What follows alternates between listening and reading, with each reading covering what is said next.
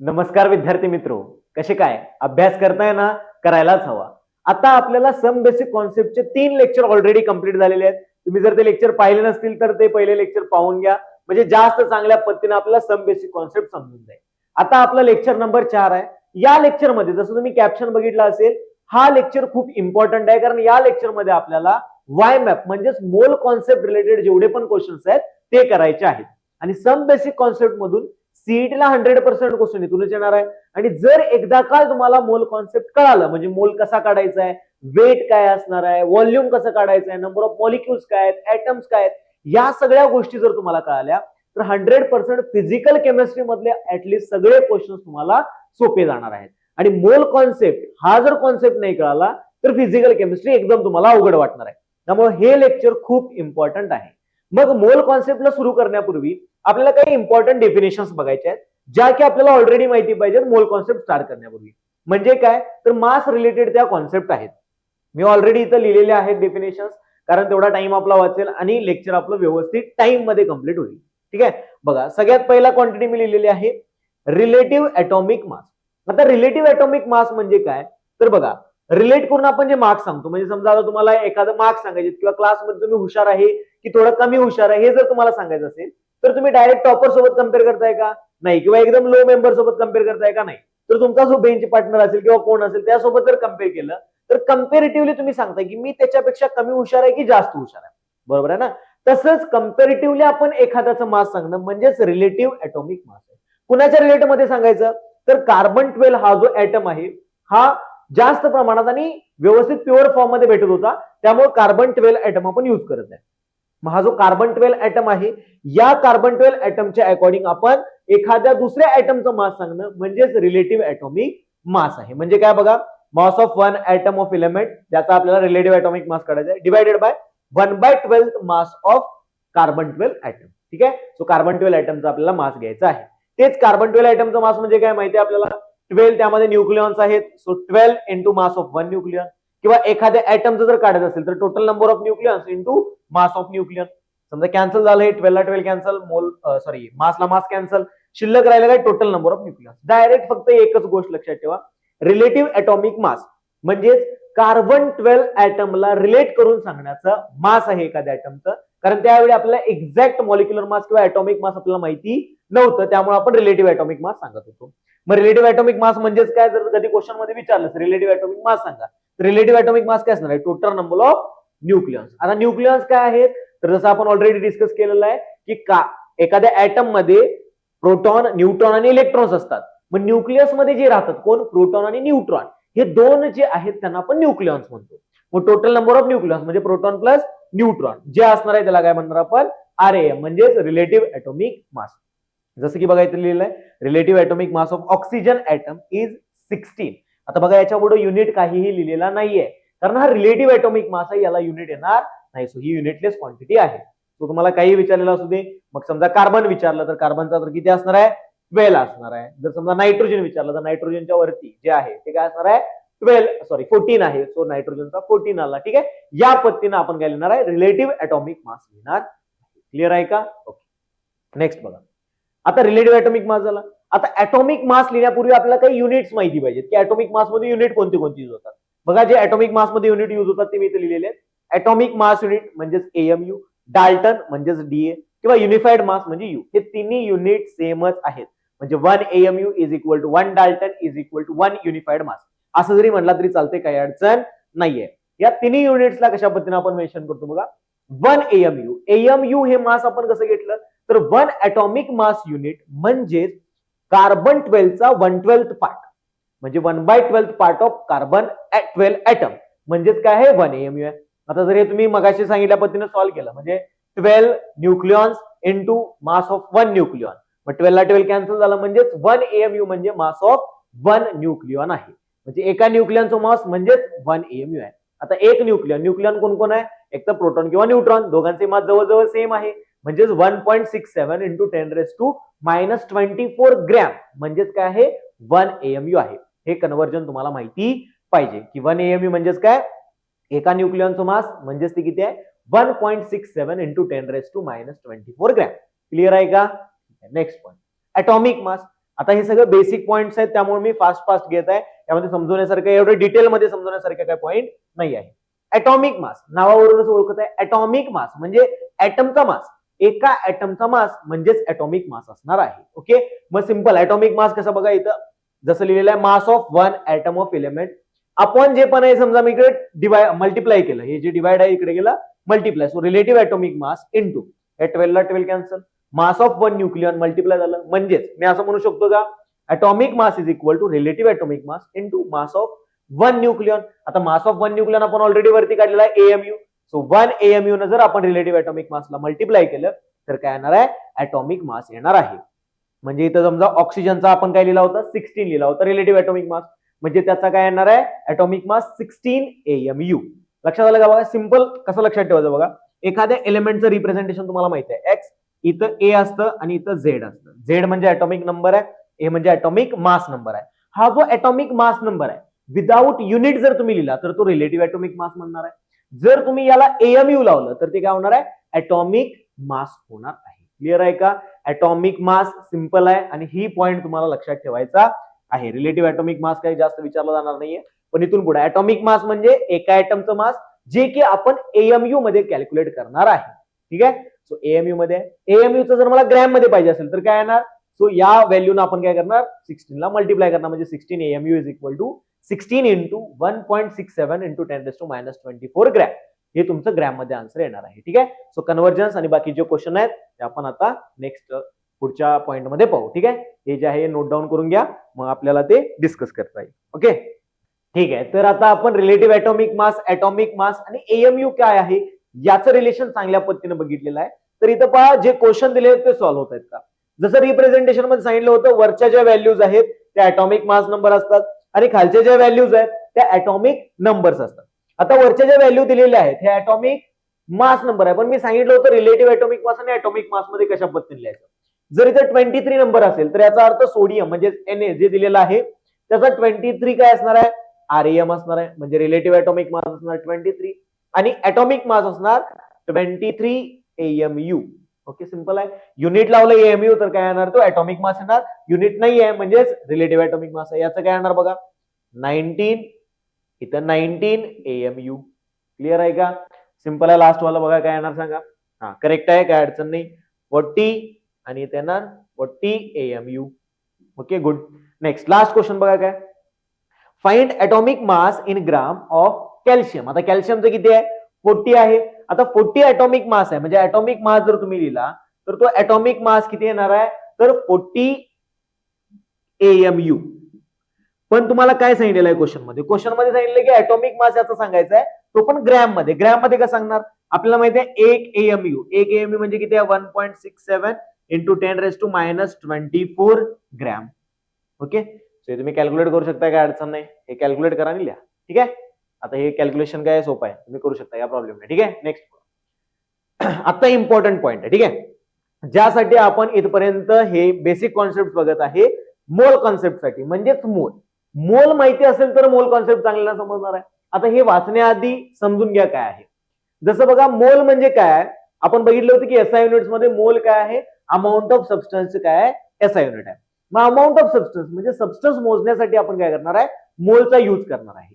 मोल म्हणजे काय, जसं बघा आता मी तुम्हाला सांगितलं की समजा केळी आहेत, केळी समजा 1 डझन केळी आहेत. मला तुम्हाला माहिती आहे 1 डझन केळी म्हणजे किती केळी, तर केळी आहेत 12. करेक्ट आहे का, सो डझन ही क्वांटिटी म्हणजे 12 साठी आपण करतो. ठीक आहे, सो त्या पद्धतीने जसे डझनला 12 आहे तसंच मोल हा एक क्वांटिटी मेजर करण्यासाठी यूज केला जातो. म्हणजेच 1 मोल म्हणजे याचा अर्थ Na नंबर एवढ्या त्यामध्ये एंटिटीज आहेत. म्हणजे एंटिटीज काय असू शकतात, ऍटम्स असू शकतात, मॉलिक्युल्स असू शकतात, आयन्स असू शकतात. तुम्ही जनरल टर्म मध्ये जर घेतला, मी म्हटलं तर 1 मोल पेन, 1 मोल पेनचा अर्थ आहे Na नंबर एवढे पेन आहेत. आता Na काय आहे हे पण इम्पॉर्टंट आहे. Na म्हणजे काय ॲव्होगॅड्रो नंबर आहे, म्हणजे ॲव्होगॅड्रोने एक नंबर दिला होता तो आहे Na.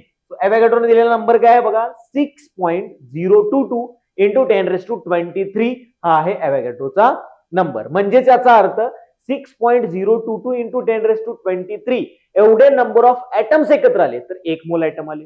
एवढे नंबर ऑफ मॉलिक्युल्स एकत्र आले तर 1 मोल मॉलिक्युल झाले. एवढे नंबर ऑफ आयन्स एकत्र आले तर 1 मोल आयन झाले. एवढे नंबर ऑफ पेन्स जर एकत्र आले तर काय आलं 1 मोल पेन्स झालेले आहेत. क्लिअर आहे का मोल कॉन्सेप्ट? म्हणजे मोल समजलं का तुम्हाला? सिंपल. मोल म्हणजे काय? Na नंबर एवढे काय असणार आहेत? एंटिटीज प्रेझेंट असणार आहेत. एवढं सिंपल आहे मोल. क्लिअर आहे? नेक्स्ट पॉइंट आहे ग्रॅम ॲटॉमिक मास. म्हणजे तुम्हाला हा तर पॉइंट स्टार करून ठेवा कारण इम्पॉर्टंट आहे. आणि ग्रॅम ॲटॉमिक मास पण आपल्याला इम्पॉर्टंट आहे. बघा, ग्रॅम ॲटॉमिक मास म्हणजे काय? सिंपल. ग्रॅम ॲटॉमिक मास. आता ॲटॉमिक मास माहिती आहे तुम्हाला काय होतं? ॲटॉमिक मास एका ॲटमचं मास म्हणजे ॲटॉमिक मास होतं. तर ग्रॅम ॲटॉमिक मास म्हणजे काय? 1 मोल ॲटमचं मास. 1 मोल ॲटम मास किंवा मास ऑफ 1 मोल ॲटम. ओके, मास ऑफ 1 मोल ॲटम म्हणजेच काय आहे? ग्रॅम ॲटॉमिक मास आहे. ते पण कशामध्ये पाहिजे? In gram. क्लिअर आहे का? सो याला म्हणणार आपण gram atomic mass. Mass of 1 मोल ॲटम इन ग्रॅम. आता आपल्याला माहिती आहे ॲटॉमिक मास तरी तुम्हाला माहित होतं, काय अडचण नाही. 1 मोल ॲटम. 1 मोल ॲटम म्हणजेच काय आहे सांगा? Na number of atoms. Clear आहे का? हा. तर आता बघा एक्झाम्पल घेऊन सॉल्व्ह करूया म्हणजे इझी जाते, काय अडचण नाही. बघा, आता समजा मी ऑक्सिजन ॲटम साठी घेतलं तर ऑक्सिजन ॲटमचा ॲटॉमिक मास, ग्रॅम ॲटॉमिक मासचा फॉर्म्युला होणार आहे gram atomic mass is equal to atomic mass into Na. कारण Na ॲटमचा मास काढायचा आहे. एका ॲटमचा मास काय? Atomic mass into Na atoms केले तर आपल्याला मिळणार आहे ग्रॅम ॲटॉमिक मास. हा फॉर्म्युला तर काय तुम्ही लक्षात ठेवू शकता, काय अडचण नाहीये. ठीक आहे. सो बघा आता ऑक्सिजन साठी आपण काढत आहे. ऑक्सिजन साठी काय येणार बघा? Gram atomic mass is equal to 16 AMU into Na. Okay, आणि ग्राम मध्ये काढायचं आहे म्हणजे AMU ला ग्राम मध्ये कन्वर्ट करायला पाहिजे. सो हे काय येणार बघा? 16 इंटू 1.67 इंटू 10⁻⁻24 इंटू इथं लिहितो. ठीक आहे. Na ची व्हॅल्यू काय? 6.022 इंटू 10⁻23. ओके, जर तुम्ही कॅल्क्युलेशन करून बघितलं तर कॅल्क्युलेशन बघा 1.67 इंटू 10⁻⁻24 इंटू 6.022 इंटू 10⁻23. तुम्ही कॅल्क्युलेटरवर करून बघा किंवा एकदम कॅल्क्युलेशन तुम्ही बेसिक मध्ये करू शकता, काय अडचण नाही. हे कॅल्क्युलेशन पॉज करून बघा. मी ऑलरेडी केलेलं आहे. सो ह्याचं जे कॅल्क्युलेशन येतं याची व्हॅल्यू येते 1. म्हणजेच काय? 1 AMU इंटू Na. याची जी व्हॅल्यू येते इथं लिहून घेतो. ठीक आहे. इंटू Na याची जी व्हॅल्यू येते ती काय येते? 1 ग्रॅम ॲटम. ओके, हे आपल्याला लक्षात ठेवायचं. ओके, सो एक याचा आलं ग्रॅम आणि याच्या ॲटम्स मध्ये मोजलं होतं त्यामुळे 1 ग्रॅम ॲटम लिहिलं. म्हणजे याची व्हॅल्यू जी आहे ती काय येणार आहे? 1 येणार आहे. म्हणजेच मी म्हणू शकतो 16 AMU इंटू Na म्हणजेच काय आलं तुमचं? 16 gram. Okay, so gram atomic mass of oxygen atom is 16 gram. Clear आहे का? सो ग्रॅम ॲटॉमिक मास हे इम्पॉर्टंट आहे कारण पुढे जाऊन आपण बघणार आहे ग्रॅम ॲटॉमिक मासलाच आपण मोलार मास असं म्हणणार आहे. ठीक आहे. सो पुढे जाऊन आपण ते डिटेलमध्ये बघू, काय अडचण नाही. आता तुम्हाला समजलं काय काय या पूर्ण याच्यामध्ये लक्षात काय ठेवायचं आहे? तर मोल म्हणजे Na एंटिटीज आहेत आणि त्या Na एंटिटीजनं आपण जर ॲटॉमिक मासला मल्टिप्लाय केलं तर ग्राम मध्ये जे येणार आहे त्याला आपण ग्रॅम ॲटॉमिक मास असं म्हणणार. ओके, सो बेसिक आहे हे सगळं नोट डाऊन करून घ्या. मग आपण पुढचे जे टर्म्स आहेत राहिलेल्या त्या कम्प्लीट करूया. ओके, आता आपण ग्रॅम ॲटॉमिक मास कम्प्लीट केलं. मोल्स म्हणजे तुम्हाला समजलेलं आहे Na मॉलिक्युल्स किंवा Na ॲटम्स किंवा Na आयन्स असतील तर त्याला आपण काय म्हणणार आहे? 1 मोल म्हणणार आहे. ठीक आहे. सो आता आपल्याला बघायचं आहे मॉलिक्युल म्हणजे काय. आपल्याला ॲटम म्हणजे समजलं स्मॉलेस्ट इंडिव्हिजिबल पार्टिकल आहे, त्याला आपण ॲटम म्हणलेला आहे. ठीक आहे. मॉलिक्युल म्हणजे काय? तर मॉलिक्युलचे इथे मी पॉईंट लिहिले बघा. सगळ्यात पहिला पॉईंट केला मॉलिक्युल म्हणजे काय आहे? Free existing. म्हणजे काय? ज्याचं फ्री एक्झिस्टन्स आहे असा स्मॉलेस्ट पार्टिकल. स्मॉलेस्ट पार्टिकल इंडिव्हिजिबल होतं त्याला ॲटम म्हणत होतो, पण ज्याचं फ्री एक्झिस्टन्स आहे म्हणजे आता नेचरमध्ये जो डायरेक्टली भेटत आहे त्याला आपण काय म्हणणार आहे? मॉलिक्युल म्हणणार आहे. म्हणजे काय? ऑक्सिजन O हा ॲटम झाला, पण ऑक्सिजन ॲटम भेटतो का फ्री नेचरमध्ये? नाही. फ्री एक्झिस्टन्स काय? O2 म्हणजे O2 हा मॉलिक्युल झाला. कार्बन C हा काय झाला? ॲटम झाला. ऑक्सिजन O हा ॲटम झाला. हे कंबाईन होऊन आपल्याला कार्बन डायऑक्साईड भेटतो म्हणजे CO2 हा त्याचा मॉलिक्युल झाला. H2O मॉलिक्युल आहे. म्हणजे काय की जे कंपाऊंड फ्री एक्झिस्टन्स मध्ये भेटतात त्याला आपण काय म्हणतो? मॉलिक्युल असं म्हणतो. सिंपल आहे, लक्षात आलं का? मॉलिक्युल, ॲटम, कंपाऊंड वेगवेगळे पॉइंट्स आहेत, त्यांना मिक्स करायचं नाही. कंपाऊंड वेगळा पॉइंट आहे, मॉलिक्युल वेगळा पॉइंट आहे. ठीक आहे. त्यामुळे असं यांना म्हणायचं नाही की जो कंपाऊंड आहे तो मॉलिक्युल कसा काय झाला, असं काय नाही. कंपाऊंड स्मॉलेस्ट एक्झिस्टिंग पार्टिकल म्हणजे सुद्धा काय? मॉलिक्युलच आहे. म्हणजे CO2 हा कंपाऊंड पण आहे, CO2 हा मॉलिक्युल सुद्धा आहे. लक्षात आलं का? तो सिंगल जो असेल तो काय असणार आहे? स्मॉलेस्ट पार्टिकल म्हणजेच मॉलिक्यूल आहे. ठीक आहे, सो कळालं का? मॉलिक्यूल प्री एक्झिस्टन्स ज्याचं आहे त्याला आपण मॉलिक्यूल म्हणणार आहे. So next, molecule can be divided, म्हणजे मॉलिक्यूल जो आहे तो डिवाइड होणार आहे कशा कशामध्ये, तर ऍटम्स मध्ये, केमिकल किंवा फिजिकल प्रोसेस. म्हणजे CO2 आहे, त्याच्यामध्ये कार्बन पण प्रेझेंट आहे, ऑक्सिजन पण प्रेझेंट आहे. H2O आहे, H पण प्रेझेंट आहे, ऑक्सिजन पण प्रेझेंट आहे. मग हे जे आहे ते आपण डिफरंट डिफरंट ऍटम्स मध्ये पण डिवाइड करू शकतो युझिंग केमिकल और फिजिकल प्रोसेस. क्लिअर आहे का? लास्ट पण हा इम्पॉर्टंट पॉइंट आहे, ऍटॉमिसिटी ऑफ मॉलिक्यूल. मॉलिक्यूलची ऍटॉमिसिटी सांगा. ऍटॉमिसिटी म्हणजे सिंपल वर्ड काय आहे बघा, ऍटम मॉलिक्युल्स मध्ये प्रेझेंट असणारे नंबर ऑफ ऍटम्स म्हणजेच ऍटॉमिसिटी आहे. म्हणजे काय बघा, आता जसं इथं दिलेलं आहे लिहून, पण बघा H2 मध्ये हायड्रोजनचे किती ऍटम्स आहेत? 2 ऍटम आहेत, म्हणजे याची जी ऍटॉमिसिटी आहे ती किती आली? 2 आली. नेक्स्ट H2O मध्ये बघा हायड्रोजनचे 2 ऍटम प्लस ऑक्सिजनचा 1 ऍटम, म्हणजे टोटल किती झाले? 3 ऍटम झाले. सो 2 + 1 म्हणजे हे काय आलं? 3 आली. सो याची ऍटॉमिसिटी आली 3. नेक्स्ट H2SO4 डायरेक्ट काउंट करा. ठीक आहे, हे 2, सल्फरचा 1, 3 आणि हे 4 किती झाले? 7. सो याची आली ऍटॉमिसिटी 7. याची ऍटॉमिसिटी बघा 1, 2 आणि 3 किती आले? 5. करेक्ट आहे का? ऍटॉमिसिटी एका मॉलिक्यूल मध्ये प्रेझेंट असणारे टोटल नंबर ऑफ ऍटम्स म्हणजेच काय आहे? ऍटॉमिसिटी आहे. क्लिअर आहे ऍटॉमिसिटी? ओके. नेक्स्ट पॉइंट काय बघा, मॉलिक्युलर मास. आता मॉलिक्युलर मास म्हणजे काय? जसं ऍटॉमिक मास म्हणजे काय होतं? एका ऍटमचं मास. तसंच मॉलिक्युलर मास म्हणजे काय आहे? एका मॉलिक्यूलचं मास. So mass of molecule. Okay, mass of one molecule म्हणजे काय आहे? Molecular mass. आता मला सांगा, मॉलिक्युलर मास एका मॉलिक्यूलचं मास आहे, म्हणजे याचं जे युनिट असणार आहे ते काय असणार आहे? AMU. लक्षात ठेवा, म्हणजे जे पण तुमचं मॉलिक्युलर मास असणार आहे ते तुमचं AMU मध्ये येणार आहे. बघा काउंट कसं करायचं, total mass of atoms present in the molecule म्हणजेच काय आहे? मॉलिक्युलर मास आहे.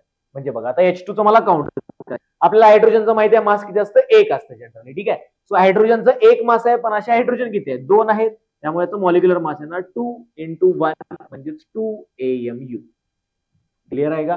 सो H2 चं मॉलिक्युलर मास आलं 2 AMU. बघा तसं सेम H2SO4 चं काढूया, काय अडचण नाही. बघा H2SO4 चं काढण्यासाठी आपल्याला H2 2 H आहेत, म्हणजे 2 × 1 AMU एका हायड्रोजनचं मास, प्लस सल्फर एकच आहे, सो 1 × सल्फरचं असतं 32. ठीक आहे, हे हळूहळू तुम्हाला जसं जसं पिरियडिक टेबल पार्ट होत जाईल किंवा जसे जसे नवीन नवीन एलिमेंट्स येत जातील, कायम प्रॅक्टिस मध्ये येतील, तस तसे याचे ऍटॉमिक मास आणि ऍटॉमिक नंबर पार्ट होत जातं. त्याचं अजिबात टेन्शन घ्यायचं नाही. आता मी देतो त्याच्यानुसार तुम्ही फक्त लिहून घ्या, काय अडचण नाही. सो 1 याचं किती आहे? 32 प्लस हे 4 आहेत, ऑक्सिजनचं असतं 16, सो 4 × 16. बस प्रेझेंट असणाऱ्या सगळ्या आयटमच्या ऍटॉमिक मासची सम करायची आहे, तीच म्हणजे मॉलिक्युलर मास असणार आहे. बघा काय आलंय? 2 + 32 प्लस 64. ठीक आहे, सो 64. सो याची ऍडिशन करून बघा, 4 5 6 7 8 8 आणि 6 and 3 9. So 98 AMU is the molecular mass of H2SO4. Next HNO3 चं फाइंड करा. पॉज करा व्हिडिओ आणि एकदा फाइंड करून बघा आणि मगच इथे या. ठीक आहे, कारण स्वतःहून जोपर्यंत तुम्ही ट्राय करणार नाही तोपर्यंत जमणार नाही. फिजिकल केमिस्ट्री म्हणजे ऑर्गॅनिक इनऑर्गॅनिक सारखं नाहीये, वाचलं ऐकलं 4-5 वेळा परत पाठ केलं तर पाठ होणार आहे नाही. तुम्ही जोपर्यंत स्वतःहून सॉल्व्ह नाही करणार तोपर्यंत फिजिकल केमिस्ट्री जमणार नाहीये. त्यामुळे स्वतःहून ट्राय करायचा प्रयत्न जास्त करा. ठीक आहे, सो HNO3 बघा काय ना, हायड्रोजन 1 आहे, सो 1 × 1 प्लस नायट्रोजन 1 आहे, सो 1 × 14 प्लस 3 × ऑक्सिजनच्या आताच बघितली किती? 16. ओके, सो आन्सर येणार 1 + 14 प्लस 16 3 जार 48. ठीक आहे, ओके, सो 8 4 12 आणि 13, सो 3 1 4 5 6 63 AMU काय आलेला आहे? Molecular mass of HNO3. कळलं का? सिंपल आहे, अवघड अजिबात नाहीये, आपण सोपच करून चालत आहे. ठीक आहे, सो सगळ्या आयटमची मास म्हणजेच मॉलिक्युलर मास आहे, मॉलिक्युलर मध्ये प्रेझेंट असणाऱ्या. ऍटॉमिसिटी लक्षात ठेवायचं, ऍटॉमिसिटी म्हणजे काय? Number of atoms present in one molecule. Clear आहे? ठीक आहे, हे सगळं नोट डाऊन करून घ्या. मग आपण पुढचे जे टर्म्स शिल्लक आहेत आता 2 ते 3 त्या टर्म्स बघू. ठीक आहे, मॉलिक्युलर मास तुम्ही ऑलरेडी आता बघितलेलं आहे. आता आपल्याला बघायचंय ग्राम मॉलिक्युलर मास. जसं ऍटॉमिक मास आणि ग्रॅम ऍटॉमिक मास होतं, एका ऍटमचं मास म्हणजे ऍटॉमिक मास, 1 मोल ऍटमचं मास म्हणजे gram atomic mass in gram. तसंच same to same molecular mass म्हणजे AMU मध्ये, म्हणजे एका मॉलिक्युलचं, आणि ग्राम ऍटॉमिक मास किंवा ग्राम मॉलिक्युलर मास म्हणजे एक मोल मॉलिक्यूलचं मास, ग्राम मॉलिक्युलर मास म्हणजे एक मोल मॉलिक्यूलचं मास ग्राम मध्ये. म्हणजे सिंपल इथं पण तसंच फॉर्म्युला येणार बघा. So gram molecular mass is equal to molecular mass into, आता बघा एका मॉलिक्यूलचा मास म्हणजे मॉलिक्युलर मास होतं. वन मोल मॉलिक्यूल म्हणजे किती, Na मॉलिक्युल्स, म्हणजे आपण याला Na न मल्टिप्लाय करणार. बघा याचं जर तुम्ही कॅल्क्युलेशन केलं तर सेम त्या टाईप मध्ये, म्हणजेच काय आपल्याला माहिती आहे मॉलिक्युलर मास AMU मध्ये येणार आहे आणि हे Na म्हणजे 6 × 10⁻23 येणार आहे. सो Na इंटू 1 AMU म्हणजेच 1 ग्रॅम ऍटम येणार आहे. म्हणजेच ग्रॅम अटॉमिक मास किंवा ग्राम मॉलिक्युलर मास जेवढा असणार आहे तेवढंच त्याचं काय असणार आहे, मॉलिक्युलर मास असणार आहे, फक्त ग्रॅम मध्ये असणार आहे. म्हणजे काय बघा, जर मी आता O2 मॉलिक्यूल घेतलं, ओके, सो O2 मॉलिक्यूलचं मॉलिक्युलर मास काय येणार आहे, मॉलिक्युलर मास तर एका मॉलिक्यूलचं मास म्हणजे ते येणार 32 AMU. करेक्ट आहे का? बस याच जर तुम्हाला ग्राम मॉलिक्युलर मास विचारलं तर gram molecular mass is equal to काय येणार, 32 ग्रॅम. कळालं का? सिंपल आहे, कारण आता मगाशी आपण हे कॅल्क्युलेशन बघितलेलं आहे, 1 AMU इंटू Na केलं होतं आणि तिथं व्हॅल्यू जी आहे ती आपल्याला 1 भेटली होती. ठीक आहे, सो तिथं जाऊन तुम्ही मागे जाऊन थोडा व्हिडिओ बघू शकता, काय अडचण नाही. ठीक आहे, सिंपल एवढंच लक्षात ठेवा, ग्राम मॉलिक्युलर मास म्हणजे मॉलिक्युलर मासच आहे, फक्त मॉलिक्युलर मास आपण AMU मध्ये घेणार आहे आणि ग्राम मॉलिक्युलर मास आपण ग्राम मध्ये घेणार. क्लिअर आहे? Okay, good, very good. Next important point, जिथून क्वेश्चन आपल्याला विचारलेले आहेत सीईटी मध्ये प्लस जेई मध्ये सुद्धा इथून क्वेश्चन विचारलेले आहेत, त्यामुळे हे थोडंसं इम्पॉर्टंट आहे. बघा काय, ऍव्हरेज अटॉमिक मास. आता ऍव्हरेज अटॉमिक मास काढणं का गरजेचं आहे, कारण आयसोटोपिक जे मासेस आहेत, कारण एक ऍटम जो आहे तो वेगवेगळ्या मास मध्ये आपल्याला भेटतो, तो आयसोटोप्स, ज्याला आपण काय म्हणतो, आयसोटोप्स म्हणतो. आता हे तुम्हाला माहिती असेल बेसिक मध्ये, तरी सुद्धा मी माहिती नसेल तर सांगतो, असे एलिमेंट जे एक किंवा एक पेक्षा जास्त मास मध्ये प्रेझेंट असतात त्याला आपण आयसोटोप्स म्हणतो. म्हणजे एकच ऍटम आहे पण त्याचे ऍटॉमिक मास नंबर वेगवेगळे आहेत. ठीक आहे, पण आपल्याला माहिती आहे पिरियडिक टेबल मध्ये आपल्याला एकच जागा आहे ऍटमसाठी, सो तिथं आपण ऍटॉमिक मास कोणता लिहितो, तर तो ऍटॉमिक मास असतो ऍव्हरेज ऍटॉमिक मास. म्हणजे काय, जेवढे पण आयसोटोप्स आहेत त्या सगळ्या आयसोटोपच्या मासचा म्हणजे आयसोटोपिक मासचा ऍव्हरेज घ्यायचा, म्हणजेच काय, ऍव्हरेज अटॉमिक मास. आता ऍव्हरेज आपण जनरली कसा घेतो, तर बघा जर समजा मला आता ऍव्हरेज घ्यायचा आहे, समजा आता तुम्ही क्लासमध्ये विद्यार्थी असाल तर क्लास मधल्या सगळ्या विद्यार्थ्यांचा मला मासचा ऍव्हरेज घ्यायचा आहे. कसा काढणार, तर समजा 10 विद्यार्थी, 20 विद्यार्थी, 30 विद्यार्थ्यांचा असा ग्रुप असेल तर टोटल किती झाले, 60 विद्यार्थी झाले. मग 10 विद्यार्थ्यांचे एक समजा 50 किलो वेट आहे, 20 विद्यार्थ्यांचं एक 45 किलो वेट आहे, 30 विद्यार्थ्यांचं एक समजा कितीतरी 55 किलो वेट आहे. मग या सगळ्यांचं आपल्याला जर ऍव्हरेज काढायचं असेल तर आपण काय करणार, total mass upon total number of student. आता टोटल मास काय येणार, 10 इंटू त्यांचं जे मास असेल, 20 इंटू त्यांचं जे मास असेल, 30 इंटू त्यांचं जे मास असेल, या सगळ्यांचे ऍडिशन डिवायडेड बाय काय करणार, टोटल नंबर ऑफ स्टुडंट. मग आपल्याला ते मिळणार ऍव्हरेज मास. त्याच पद्धतीने आपल्याला ऍव्हरेज मास याचं काढायचं आहे, पण यामध्ये काय येणार, इथं स्टुडंट्स नाहीये, तिथं काय पर्सेंटेज अबंडन्स येतं. काय वर्ड वापरला मी, पर्सेंटेज अबंडन्स. पर्सेंटेज अबंडन्स म्हणजे काय, की समजा कार्बन 12, 13, 14 यामध्ये प्रेझेंट आहे, मग कार्बन 12 किती पर्सेंट नेचर मध्ये प्रेझेंट आहे ते म्हणजे त्याचं पर्सेंटेज अबंडन्स झालं. मग कार्बन 13 किती प्रेझेंट आहे, 14 किती प्रेझेंट आहे, त्या सगळ्यांचे आपण ऍडिशन करणार. कळालं का? सिंपल. मग कार्बन 12 आहे 98% अप्रॉक्स, ते 1%, 1.5% आणि 0.5% काहीतरी प्रेझेंट आहे, तर त्यांची मल्टिप्लिकेशन करून ऍडिशन केली आणि पर्सेंटेज अबंडन्स असल्यामुळे नेहमी खाली जी व्हॅल्यू येणार आहे डिवायडेडला ती येणार आहे 100. सो डायरेक्ट तुम्ही फॉर्म्युला पाठ करू शकता, काय अडचण नाही. बघा सिंपल आहे formula. So average atomic mass is equal to summation of isotopic mass into percentage abundance किंवा रिलेटिव्ह अबंडन्स असुद्धा याला आपण म्हणतो, डिवायडेड बाय 100. 100 का, कारण पर्सेंटेज नेहमी काय असणार आहे, टोटल सम 100च येणार आहे. क्लिअर आहे का? सो हा formula average atomic mass is equal to summation of isotopic mass into percentage abundance upon 100. याचे क्वेश्चन जे आहेत ते आपण पुढे बघणार आहे, म्हणजे हे झाल्यानंतर आपण लगेच क्वेश्चन याचे करणार आहे, काय अडचण नाही. ठीक आहे, सो नोट मध्ये काय पॉइंट्स आहेत बघा, हे पहिला डिस्कस करूया आणि त्यानंतर याचे क्वेश्चन्स करूया. ठीक आहे, हा पॉइंट नोट डाऊन करून घ्या, हा इम्पॉर्टंट आहे. जसं मी स्टार्टिंगला सांगितलं होतं की ग्रॅम अटॉमिक मास आणि ग्रॅम मॉलिक्युलर मास हे दोन्ही काय आहेत, मोलार मास आहेत. पण मोलार मासचं डेफिनेशन इथे दिलेलं आहे बघा, मास ऑफ 1 मोल, एका मोलचं मास म्हणजेच काय आहे, मोलार मास आहे. आणि आपण दोन्ही डेफिनेशन मध्ये बघितलेलं आहे, एक मोल ऍटमचं मास म्हणजे ग्रॅम ॲटॉमिक मास, 1 मोल मॉलिक्युलचं मास म्हणजे gram molecular mass. So gram atomic mass आणि मॉलिक्युलर मास जे आहेत ते काय आहेत, मोलार मास आहे, ते आपल्याला लक्षात ठेवायचं आहे. लास्ट पॉइंट, फॉर्म्युला मास म्हणजे काय असतं, एखाद्या एलिमेंटचा आपल्याला डायरेक्ट मास घेता येत नाही, तर तिथं फॉर्म्युला दिला जातो म्हणजे मॉलिक्युलर फॉर्म्युला. मग फॉर्म्युला मास म्हणजेच काय, जसं तुम्ही मॉलिक्युलचं मास काढत होता, इथं काय ऑक्सिजनचं 16 होतं, 16 गुणिले 2 केलं आपण म्हणजे 16 into 2 केलं, त्यामुळे 32 आलं.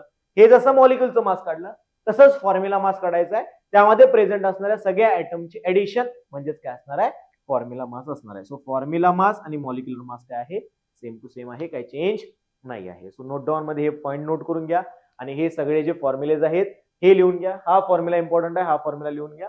याच्यावरून जे क्वेश्चन्स आहेत ते मग आपण डिस्कस करू. ठीक आहे, हे सगळं नोट डाऊन करून घ्या. ठीक आहे, तर ऍव्हरेज अटॉमिक मास चांगल्यानं समजण्यासाठी आपण एक क्वेश्चन बघूया. ठीक आहे, हा जो क्वेश्चन दिलेला आहे इथं, हा क्वेश्चन तुम्हाला सीईटी 2026 मध्ये विचारलेला आहे.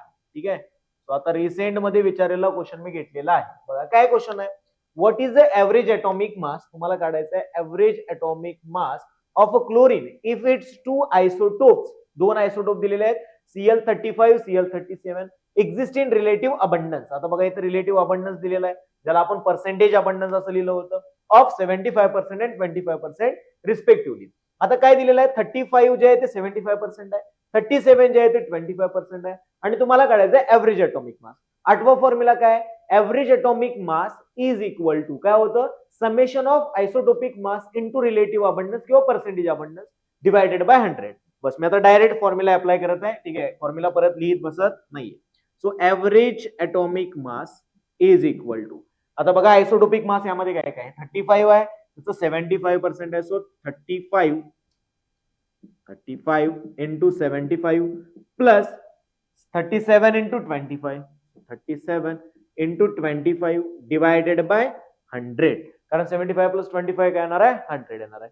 याचं मल्टिप्लिकेशन करा आणि तुम्ही ऍडिशन करून बघा, तुम्हाला फायनल आन्सर भेटून जाईल. काय करणार आपण, 35 into 75 करणार, जे पण आन्सर येईल, 25 into 37 करणार, जे पण आन्सर येईल, त्याची ऍडिशन केली, डिवायडेड बाय 100 केलं, तुम्हाला काय भेटलं, 100% जे आहे ते आन्सर तुमचं 35.5 या दरम्यान येणार आहे. ठीक आहे, सो तुम्ही कॅल्क्युलेट करून बघू शकताय, तुमचा आन्सर 100% बरोबर येईल, काय अडचण नाही. ठीक आहे, समजलं का हा क्वेश्चन कसा सॉल्व्ह करायचा आहे. बर, आता हा क्वेश्चन सॉल्व्ह झाला असेल तर या साईडला तुम्हाला एक क्वेश्चन दिसत असेल जो की सेम टू सेम सीईटी मध्ये विचारलेला आहे. फक्त या क्वेश्चन मध्ये तुम्हाला काय करायचं आहे, तर जिथं पर्सेंटेज अबंडन्स काढायला सांगितलेलं आहे, सेम क्लोरीन सारखा क्वेश्चन आहे, फक्त थोडासा डिफिकल्टी लेवल मध्ये आहे. सो पर्सेंटेज अबंडन्स जे आहे ते तुम्ही कशा पद्धतीने काढायचं आहे, एकासाठी आधी पॉज करून तुम्ही स्वतः ट्राय करण्याचा प्रयत्न करा, मग ऐका. ठीक आहे, समोर. सो एकासाठी तुम्ही काय करा, x% घ्या, मग दुसरा ऑटोमॅटिकली किती होऊन जाईल, 100 मायनस x होऊन जाईल. सो तुम्ही त्याच्या अकॉर्डिंग एक इक्वेशन तयार होईल आणि त्याचं मग तुम्हाला आन्सर डिटेल मध्ये भेटेल, काय अडचण नाही. क्लिअर आहे का. हा क्वेश्चन तुम्ही स्वतः सॉल्व्ह करायचा आहे आणि कमेंट सेक्शन मध्ये या टाइम स्लॅब मध्ये तुम्ही त्याचा आन्सर देऊ शकता. एबीसीडी जे ऑप्शन आहेत त्याच्यापैकी कोणता ऑप्शन येईल तुम्हाला सांगायचं आहे. ठीक आहे, हे नोट डाऊन करून घ्या आणि याच्यानंतर मग आपण वाय मॅप म्हणजेच मोल कॉन्सेप्टला सुरुवात करणार आहे. ठीक आहे, सो व्हिडिओ थोडासा मोठा होईल पण आपण डिटेल मध्ये शिकत आहे, त्यामुळे व्हिडिओ किती मोठा होत आहे, किती मिनिटं झाला, किती तास झाला याच्याकडे लक्ष देऊ नका. तुम्हाला किती पट समजत आहे हे इम्पॉर्टंट आहे. सिलेबस कंप्लीट करणं हा एम नाही आहे, तुम्हाला 100% समजलं पाहिजे, हा माझा एम आहे. ठीक आहे, हा क्वेश्चन सॉल्व्ह करा आणि त्यानंतर मग आपण पुढचा पॉइंट बघू. आता आपल्याला बघायचा आहे मोल कॉन्सेप्ट. मोल कॉन्सेप्ट हा जो पॉइंट आहे, हा पॉइंट पूर्ण सम बेसिक कॉन्सेप्ट मधील बेसिक आणि इम्पॉर्टंट पॉइंट आहे. का, कारण याच पॉइंट वरती तुम्हाला पुढे फिजिकल केमिस्ट्री मधले सगळे क्वेश्चन सुटणार आहेत आणि हा पॉइंट एवढा इम्पॉर्टंट आहे कारण यावरून सीईटीला 100% एक क्वेश्चन येणार आहे, जेएमएस ला क्वेश्चन येणार आहे, नीट ला क्वेश्चन येणार आहे. मग यावरून जर क्वेश्चन येणार असेल तर हा पॉइंट स्किप करून चालणार नाही. इथून पुढे व्हिडिओ व्यवस्थित नीट पहा, तरच तुम्हाला नंबर ऑफ मोल्स फाइंड करता येतील. आता कॅल्क्युलेशन ऑफ मोल्स, याच्या आधी मोल काय आपण बघितलं, मोल म्हणजे काय होतं, ॲव्होगॅड्रो नंबर एवढे नंबर ऑफ एंटिटीज जे आहेत त्याला आपण मोल म्हणणार आहे. ठीक आहे, एक मोल म्हणजे एन एंटिटीज, जी की व्हॅल्यू काय होती 6.022 इंटू 10⁻20. ठीक आहे, मग आता बघा 3 केस यामध्ये आपल्याला स्टडी करायचे आहेत. एक केस मी तो ऑलरेडी लिहिलेली आहे, अजून 2 केस स्टडी करायचे आहेत. बघा पहिली केस आहे जर वेट दिला असेल तर, दुसरी केस आहे जर आपल्याला नंबर ऑफ एंटिटीज किंवा नंबर ऑफ मॉलिक्युल्स, आयन्स किंवा ऍटम्स हे सगळं दिलं असेल तर कसं फाइंड करायचं.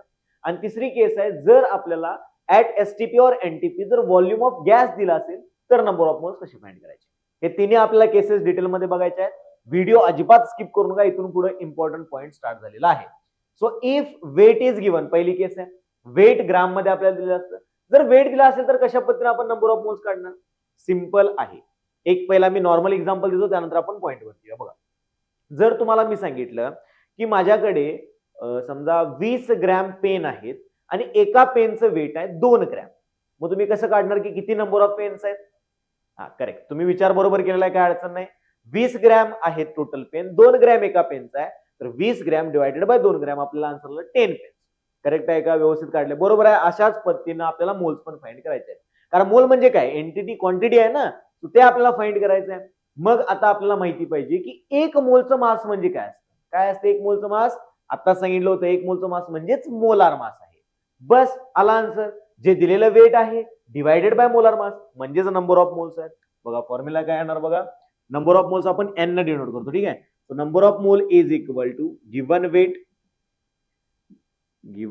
वेट माझ्यासोबत म्हणत चला म्हणजे व्यवस्थित पाठ होईल, डिवायडेड बाय मोलार मास.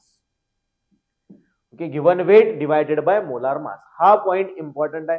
यालाच आपण सिम्बॉलिकली रिप्रेझेंटेशन मध्ये लिहिलं तर N is equal to given weight W जे ग्रॅम मध्ये देणार आहे, मोलार मासला मी कॅपिटल एम ने डिनोट करतो, ठीक आहे. सो हा फॉर्म्युला आपल्याला लक्षात ठेवायचा आहे.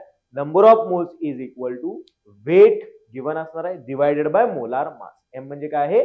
मोलार मास आहे. याच्या सोबतच जर समजा तुम्हाला वेट काढायला सांगितलं तर हाच फॉर्म्युला काय होणार बघा. मोलार मास इकडे मल्टिप्लाय डिवाइड आहे, तिकडे गेल्यावर काय होणार? मल्टिप्लाय होणार. Weight is equal to number of moles into molar mass. आपल्याला मोलार मास काढता येतोय. जर येत नसेल तर मागचा व्हिडिओ बघा, कारण ते इम्पॉर्टंट आहे. मोलार मास तुम्हाला फाइंड करता आला पाहिजे. जर मोलार मास आला तरच ह्या इक्वेशन्स येणार आहेत, ठीक आहे. इथे काही क्वेश्चन दिलेले आहेत तर क्वेश्चन बघूया बघा. पहिला क्वेश्चन काय बघा. Find number of moles of 49 gram H2SO4. 49 gram H2SO4 आहे, तर तुम्हाला सांगायचं आहे की त्यामध्ये किती नंबर ऑफ मोल्स आहेत. सिंपल फॉर्म्युला काय होता आपला? Number of moles is equal to weight upon molar mass.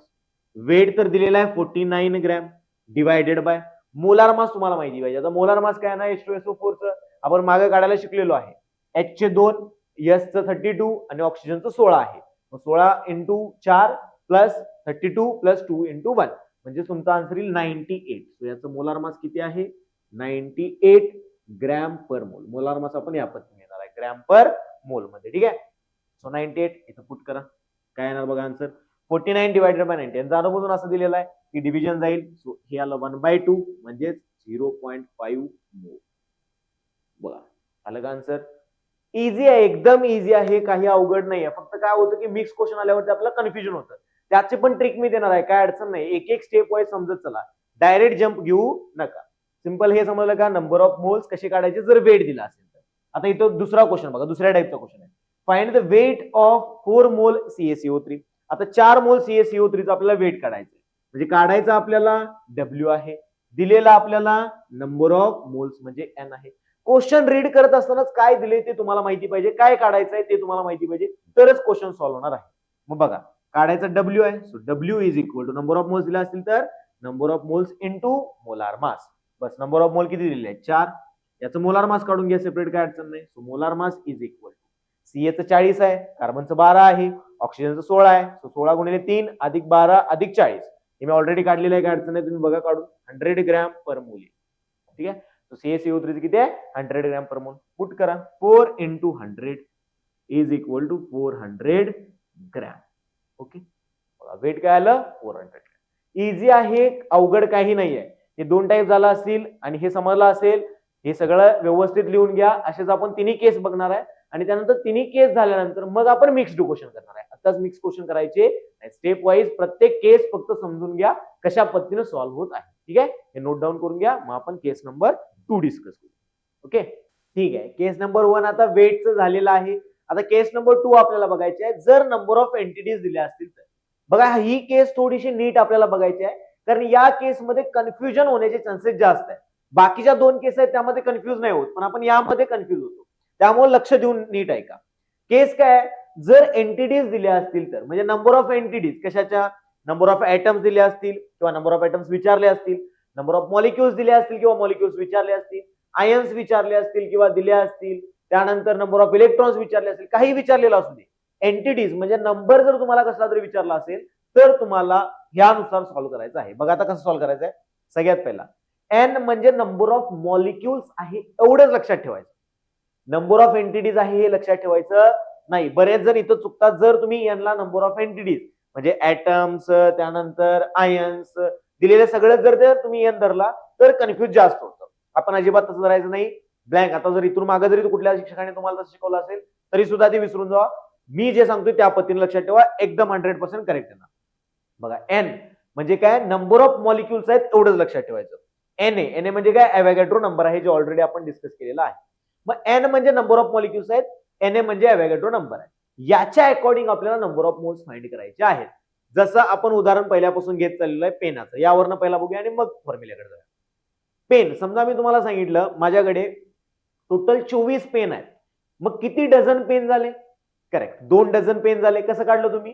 24 pen एका डझन मध्ये 12 पेन म्हणजे 12 दुनी 24 म्हणजे 2 आला आन्सर. करेक्ट आहे का? गुड. मग याच पद्धतीने आपल्याला काय करायचं आहे, एवढे एवढे मॉलिक्युल्स आहेत म्हणजे काय एन नंबर ऑफ मॉलिक्युल्स आहेत कॅपिटल एन आणि तुम्हाला काढायचं आहे नंबर ऑफ मोल्स किती असणार आहे. मग सिंपल काय येणार, एका मोल मध्ये किती असतात? करेक्ट अवॅगॅड्रो नंबर एवढा असतो म्हणजे 6 × 10⁻23 एवढा असतो. डिवाइड करा आन्सर आलं. बस सिंपल आहे. करेक्ट.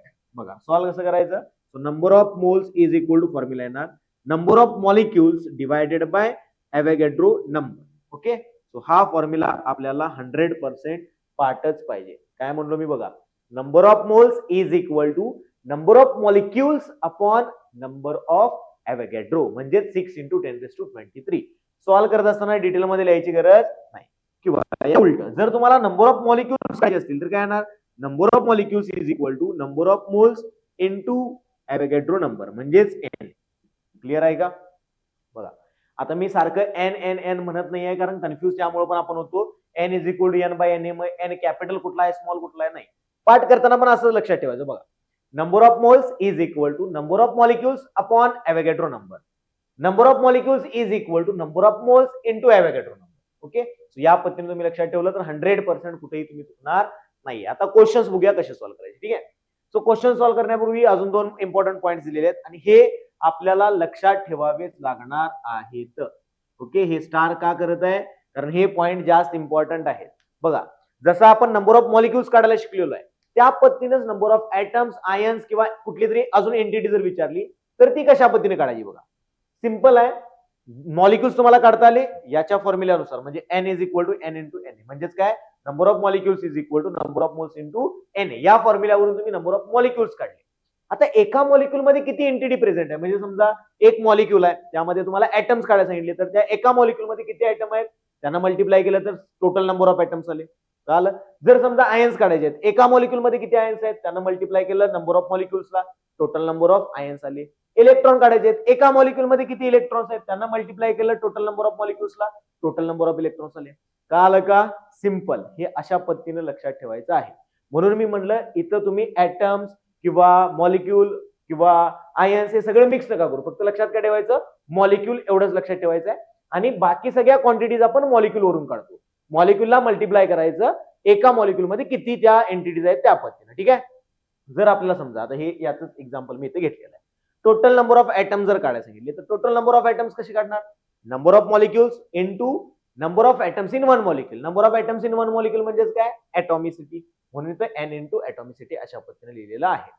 डायरेक्ट पण फॉर्म्युला अप्लाय करू शकता किंवा माझं तर म्हणणं आहे स्पष्ट की हाच फॉर्म्युला लक्षात ठेवा म्हणजे याच्या अकॉर्डिंग तुम्ही कोणताही क्वेश्चन सॉल्व्ह करू शकता. बघा क्वेश्चन सॉल्व्ह करून बघूया काय दिलंय. बघा question find number of moles of 3 × 10⁻24 atoms of Na.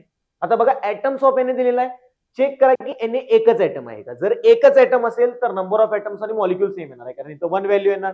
n is equal to number of atoms. आता Na च्या इथं एकच आहे त्यामुळे काय धोका नाही आहे. जे ऍटम्स दिलेले आहेत तेच मॉलिक्युल्स आहेत.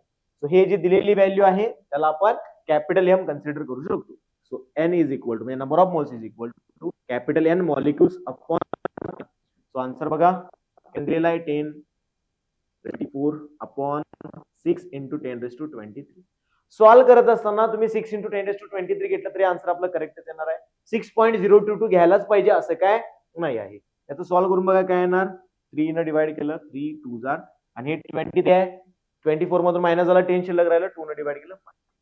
सो इथे तुम्हाला आले काय 5 नंबर ऑफ मोल्स. ओके 5 मोल लिहिलं तरी चालेल बेस्ट. ठीक आहे सो 5 मोल तुम्हाला आन्सर आलेला आहे. ठीक आहे नेक्स्ट हा क्वेश्चन इम्पॉर्टंट आहे लक्ष देऊन ऐका. सो या क्वेश्चन मध्ये बघा आता मी एन ची व्हॅल्यू परत पुट करत नाही. तुम्ही ज्यावेळी पण आपल्याला आन्सर काढायचा आहे त्यावेळी एन ची व्हॅल्यू आपण पुट करून कॅल्क्युलेशन करायचं आहे. मी एन आता आहे तसं लिहितो. ठीक आहे फाइंड नंबर ऑफ ऍटम्स काढायचे काय number of atoms in 2 mole of NaOH. बघा नीट 2 मोल म्हणजे हे नंबर ऑफ मोल्स दिलेले आहेत. NaOH सोल्युशन आहे यामध्ये तुम्हाला NaOH मध्ये काय काढायचं आहे टोटल नंबर ऑफ ऍटम्स काढायचे. सगळ्यात पहिला आता सांगितल्या पद्धतीने जर मला ऍटम्स काढायचे असतील तर मला मॉलिक्यूल गुणिले काय करायचं आहे ऍटम्स प्रेझेंट असणारे त्याला करायचं आहे. म्हणजे पहिला नंबर ऑफ मॉलिक्युल्स काढून घ्यायला पाहिजे. सो याच्यावरून लक्षात ठेवा पहिला नंबर ऑफ मॉलिक्युल्स काढून घ्या. So number of molecules N is equal to काय येणार number of moles into N. म्हणजे तुम्हाला मॉलिक्यूल भेटतील 2N. ओके हे मला काय भेटले नंबर ऑफ मॉलिक्युल्स भेटले. आता नंबर ऑफ मॉलिक्यूल आले काढायचं आपल्याला नंबर ऑफ ऍटम्स आहेत. So number of atoms is equal to हे डायरेक्ट लिहित आहे. ठीक आहे जागा कमी असल्यामुळे number of atoms is equal to direct लिहित आहे नंबर ऑफ मॉलिक्युल्स इंटू बघा एका मॉलिक्यूल मध्ये किती आयटम आहेत Na1 O1 H1 टोटल किती आयटम आहेत 3 आयटम आहेत. म्हणजे याची ऍटॉमिसिटी किती आली 3. सो N इंटू 3 तुम्हाला टोटल नंबर ऑफ आयटम्स येणार. किती येणार बघा N काय 2Na इंटू 3 म्हणजे आन्सर तुमचं येणार आहे final 3 6 6 into Na. Okay so final answer काढत असताना तुम्हाला हवं तर Na पुट केला तरी चालतोय म्हणजे 6 इंटू 10⁻23. सो तुमचा आन्सर येईल 6 6 36 इंटू 10⁻23 किंवा 3.6 इंटू 10⁻24 हे तुमचं फायनल आन्सर असणार आहे. ओके समजलं नसेल तर थोडंसं बॅक जाऊन परत एकदा बघा कारण कन्फ्युजन इथं जास्त होत. याच्यापेक्षा जास्त आपण व्यवस्थितपणे याच्यानंतर क्वेश्चन सॉल्व्ह करणार आहे. तिन्ही केसेस कंप्लीट झाल्यावरती ह्या प्रत्येक केसच्या मी इथं काय घेतलेले आहेत क्वेश्चन्स घेतलेले आहेत. ओके सो प्रॅक्टिसला आपण क्वेश्चन भरपूर सॉल्व्ह करणार आहे. हे नोट डाऊन करून घ्या. मग आपण केस नंबर 3 बघू आणि मग प्रॅक्टिसचे क्वेश्चन. तर आता आपल्याला शेवटची म्हणजे 3 नंबरची केस बघायची आहे. ती कोणती आहे जर व्हॉल्यूम ऑफ गॅस म्हणजे गॅस स्पेसिफिकली मी इथे मेन्शन करत आहे गॅस. सो गॅसचं जर व्हॉल्यूम तुम्हाला गिवन असेल तर त्यामध्ये कसे नंबर ऑफ मोल्स फाइंड करायचे. मग ते फाइंड करण्यासाठी सिंपल मेथड आहे बघा. त्यामध्ये एसटीपी आणि एनटीपी असं मेन्शन असणार आहे. सो सगळ्यात पहिला एसटीपी एनटीपी समजून घ्या काय आहे. एसटीपी म्हणजे स्टँडर्ड टेम्परेचर प्रेशर. एनटीपी म्हणजे normal temperature pressure. Standard temperature pressure जे आहे ते IUPAC च्या अकॉर्डिंग सांगितलेलं आहे की किती असं 0 डिग्री सेल्सिअस आणि 1 बार आता दिलेला आहे. आधी 1 ATM असायचं. ठीक आहे सो 273 केल्विन किंवा 1 बार 1 ATM अप्रॉक्सिमेटली जवळजवळ सेमच असतं. त्यामुळे व्हॉल्यूम मध्ये पण थोडाफार चेंज होतो. 22.4 काही ठिकाणी घेतलं जातं काही ठिकाणी 22.7 घेतलं जातं. माझा तुम्हाला प्रश्न पडेल की नेमकं सर आम्ही काय घेऊ तर तुम्ही सर्वांनी लक्षात ठेवायचं इन डिफॉल्ट जे आहे ते आपण व्हॉल्यूम 22.4 लिटर किंवा 22.4 DM क्यूब हे घेऊन चालणार आहे.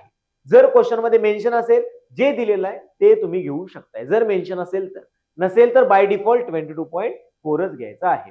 मग एनटीपी ला पण आपण काढलेलं आहे ते आहे 24 लिटर. ठीक आहे सो एनटीपी म्हणजे काय नॉर्मल टेम्परेचर प्रेशर. टेम्परेचर असतं 20 डिग्री सेल्सिअस प्रेशर असतं 180.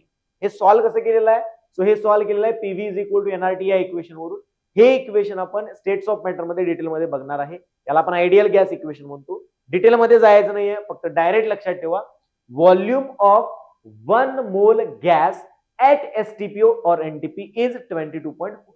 म्हणजे 1 मोल गॅसचं हे व्हॉल्यूम तुम्हाला दिलेलं आहे. क्लिअर आहे का. ओके आता बघा फॉर्म्युला तयार करण्यापूर्वी जसं आपण एक जनरल एक्झाम्पल घेत आहे त्या पद्धतीनेच करायचं आहे. सगळ्यात पहिला समजा मी एक मोठा बॉक्स घेतलेला आहे त्याचं व्हॉल्यूम तुम्हाला सांगितलेलं आहे काहीतरी व्हॉल्यूम त्याचं आहे. समजा 100 लिटर व्हॉल्यूम आहे. ठीक आहे आता बॉक्स झाला त्याच्यामध्ये मी छोटे छोटे बॉक्स काय करत आहे ठेवत आहे. त्या छोट्या बॉक्सचं समजा व्हॉल्यूम जे असेल तर ते 2 लिटर असेल तर सांगा किती बॉक्स बसतील त्या मोठ्या बॉक्समध्ये म्हणजे 100 लिटर मध्ये 2 लिटरचे किती बॉक्स बसणार आहेत. सिंपल लॉजिक आहे किती येणार 50 बॉक्स येणार. कसं काढलं टोटल व्हॉल्यूम डिवायडेड बाय एका बॉक्सचं व्हॉल्यूम म्हणजे तुम्हाला आलेलं आहे. सेम या पद्धतीनेच इथं पण काढायचं आहे. दिलेलं volume in litre divided by एका मोलचं व्हॉल्यूम किती आहे 22.4 लिटर ऍट STP. त्यामुळं काय येणार बघा answer number of moles is equal to volume in litre म्हणजेच गिवन व्हॉल्यूम आहे हे. ठीक आहे गिवन डिवायडेड बाय 22.4. ओके हे फायनल आन्सर येणार आहे. हा फायनल फॉर्म्युला आपल्याला लक्षात ठेवायचा आहे. Number of mole is equal to given volume divided by 22.4. मग आता व्हॉल्यूम काढायचं असेल तर सिंपल याच्या उलट करा, volume is equal to number of moles into 22.4. हे आन्सर येणार लिटर मध्ये. समजलं का? ओके, इझी आहे, काय अडचण नाही. आणि आपण एव्होगॅड्रो लॉच्या अकॉर्डिंग बघितलेलं आहे, जर नंबर ऑफ मोल सेम असतील तर नंबर ऑफ मॉलिक्यूल सेम आहेत, म्हणजेच त्यामध्ये प्रेझेंट असणारं व्हॉल्यूम पण आहे ते सेम असणार आहे. त्यामुळे इरिस्पेक्टिव्ह ऑफ गॅसेस मॉलिक्यूल, कोणता मॉलिक्यूल आहे घेणं देणं नाही, प्रत्येक मॉलिक्यूल साठी हा सेमच फॉर्म्युला येणार आहे. फक्त चेक काय करायचं आपल्याला, तो गॅस आहे की नाही. फक्त गॅसेस मॉलिक्यूल साठीच हे यूज करायचं आहे. जर तो एखादा मॉलिक्यूल लिक्विड फॉर्म मध्ये असेल तर डेन्सिटीच्या युजनं आपण त्याचं जे पण असेल ते फाइंड करणार आहे. ते आपण क्वेश्चन समोर बघणार आहे, काय अडचण नाही. हे समजलं का? गॅसेस व्हॉल्यूम असेल तर त्याच्या अकॉर्डिंग हा फॉर्म्युला यूज करायचा आहे, व्हॉल्यूम गिवन डिवायडेड बाय 22.4. बघा क्वेश्चन सॉल्व्ह करून बघूया. क्वेश्चन रीड करा. Find number of moles of 11.2 litre CO2 gas at STP. Simple आहे, व्हॉल्यूम दिलेला आहे, so number of moles is equal to volume upon 22.4 म्हणजेच 11.2 डिवायडेड बाय 22.4. बघा हे काय दिलेलं आहे, 1/2 म्हणजे 0.5 मोल. ओके, सिंपल आहे, करू शकता तुम्ही, काय अडचण नाही. हा वाला क्वेश्चन ट्राय करा, एकदा पॉज करून ट्राय करा. स्वतः जोपर्यंत तुम्ही करणार नाही तोपर्यंत फिजिकल सोपं जाणार नाही, हे लक्षात ठेवा. ठीक आहे, सो फाइंड व्हॉल्यूम ऑफ 3 मोल NH3 गॅस ऍट STP. 3 मोल NH3 गॅसचा आपल्याला व्हॉल्यूम फाइंड करायचा आहे. So volume is equal to काय येणार, नंबर ऑफ मोल्स इंटू 22.4. आता इथं बघायचं नाही की NH3 गॅस आहे, CO2 गॅस आहे, त्यामध्ये किती आयटम आहेत, काय काही घेणं देणं नाहीये. आपल्याला फक्त व्हॉल्यूम काढायचं आहे. तो कोणताही गॅस असू दे, व्हॉल्यूमचा फॉर्म्युला सेमच येणार. तो काय येणार, 3 इंटू 22.4 म्हणजे याचा आन्सर येईल बघा 67.2 लिटर. ओके, डीएम क्यूब पण म्हणतात, ते तुम्ही आपण कन्व्हर्जन ऑलरेडी स्टडी केलेलं आहे, काय अडचण नाही. 67.2 लिटर का लगा.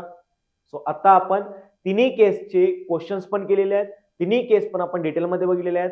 आता याच्यानंतर आपण तिन्ही केस एकत्र करून एक व्हायमॅप बघणार आहे. तो खूप इम्पॉर्टंट आहे. जर तुम्हाला व्हायमॅप रीड करता आलं तर त्याच्यासारखं तुम्हाला काहीही मग क्वेश्चन सोपे जाणार नाही. सो वायमॅप आपल्याला डिटेलमध्ये बघायचं आहे, हे नोट डाऊन करून घ्या, मग आपण वायमॅप. आता आपल्याला इम्पॉर्टंट पॉइंट बघायचा आहे, तो म्हणजे वायमॅप. कारण जे तुम्ही 3 केसेस बघितलेले आहेत त्या सेपरेट सेपरेट लक्षात ठेवण्यापेक्षा जर तुम्ही एकच वायमॅप बघितला तर मिक्स्ड क्वेश्चन, सिंगल क्वेश्चन, कसलाही क्वेश्चन असू दे रिलेटेड मोल कॉन्सेप्ट तुम्हाला 100% सुटणारी गॅरंटी माझी आहे. मग बघा पहिला वाय मॅप कसा ड्रॉ करायचा आणि याला वाय मॅप का म्हणतात. दिसताना बघा तुम्हाला हे वाय सारखं दिसतंय म्हणून याला वाय मॅप म्हटलं जातं. वाय मॅप मध्ये काय काय आहे, जे तुम्ही 3 केसेस बघितल्या त्या 3 केसेस 3 पॉइंट्स वर लिहिलेले आहेत. काय सगळ्यात पहिला आपण बघितलं, जर वेट दिला असेल तर म्हणजे काय, गिवन वेट, गिवन वेट. ठीक आहे, सो गिवन वेट काय ग्रॅम मध्ये असणार आहे. Volume in litre, volume in litre म्हणजे काय, कशाचं व्हॉल्यूम आहे, volume of gas at STP और NTP. जर व्हॉल्यूम आपल्याला STP NTP ला दिला असेल तर, आणि लास्ट काय नंबर ऑफ एंटिटीज म्हणजे नंबर ऑफ मॉलिक्यूल्स दिले असतील तर. समोरचा फॉर्म्युला मी ऑलरेडी लिहून ठेवलेला आहे. नंबर ऑफ एंटिटीज जर काढायचे असतील तर पहिला नंबर ऑफ मॉलिक्यूल्स काढायला पाहिजे into number of entity in one molecule. एका मॉलिक्यूल मध्ये किती आहेत ते तुम्ही काय करायचं, नंतर मॉलिक्यूल्सला मल्टिप्लाय करायचं आहे, ते तुम्हाला डिटेलमध्ये आन्सर भेटणार आहे. आता फॉर्म्युला झाला का वाय मॅप, तर नाही, आता जर सुरुवात आहे. हे तुम्हाला बेसिक स्ट्रक्चर आहे, हे तुम्हाला काढता आलं पाहिजे. त्यानंतर बघा इथे मी एरो प्रत्येक ठिकाणी 2-2 बनवले आहेत. एक एरो नंबर ऑफ मोल्स कडे येत आहे तर एक एरो मोल्स कडून बाहेर जात आहे. एक एरो नंबर ऑफ मोल्स कडे येत आहे तर दुसरा एरो नंबर ऑफ मोल्स कडून बाहेर जात आहे. सेम प्रत्येकामध्ये तेच आहे, एक आत येत आहे तर एक बाहेर जात आहे. सिंपल गोष्ट काय लक्षात ठेवायची, जो एरो आत येत आहे त्याला काय करायचं, डिवाइड करायचं. जो एरो बाहेर जात आहे त्याला काय करायचं, मल्टिप्लाय करायचं. बघा हा एरो काय करत आहे, आत येत आहे म्हणजे डिवाइड. वेट आहे तर मोलार मास न डिवाइड करा म्हणजे same to same multiplied by molar mass. हा आत येत आहे म्हणजे डिवाइड करायचं आहे, पण कशाने डिवाइड करणार, व्हॉल्यूम आहे तर 22.4 न डिवाइड करणार. सेम मल्टिप्लाय पण त्याच गोष्टीने आपण करणार आहे.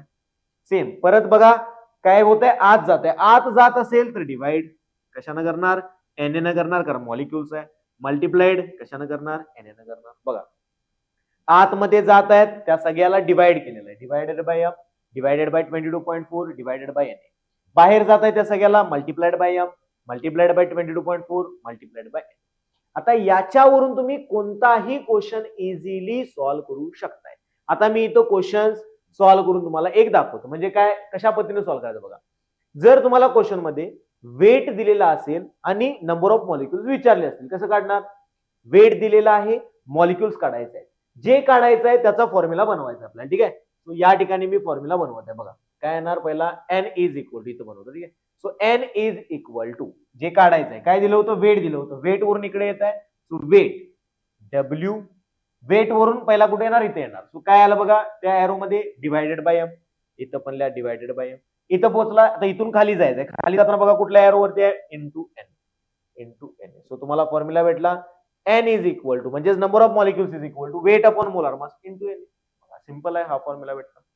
कोणताही क्वेश्चन तुम्ही रॅन्डमली तयार करू शकता ना, आन्सर करू शकता. बघा आता मी दुसरा एखादा क्वेश्चन करतो. काय करूया, व्हॉल्यूम काढायचा आहे, वेट दिलेला आहे. बघा परत त्याच पद्धतीनं व्हॉल्यूम काढायचं आहे, जे काढायचं आहे ते is equal to V is equal to weight दिलेला आहे, वेट वरून स्टार्ट करा. सो डब्ल्यू अपॉन, अपॉन मध्ये का, कारण आतमध्ये येत आहे म्हणजे अपॉन एम मोलार मास.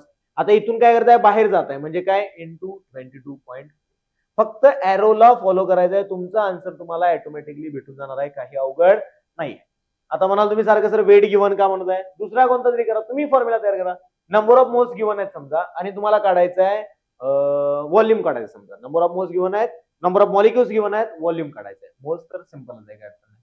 मॉलिक्युल्स गिव्हन आहेत आणि व्हॉल्यूम काढायचं आहे. व्हॉल्यूम काढायचं म्हणजे काय येणार, व्ही वाला फॉर्म्युला. ठीक आहे, इथं बघा व्ही वाला फॉर्म्युला आहे ना, व्हॉल्यूम इज इक्वल टू, हे काढायचं आहे, हे दिलेलं आहे. सो नंबर ऑफ मॉलिक्युल्स, इथून आत गेलो, आत जाताना काय, divided by N, divided by N into, कारण इथून वरती जायचं आहे म्हणजे इंटू काय ना 22.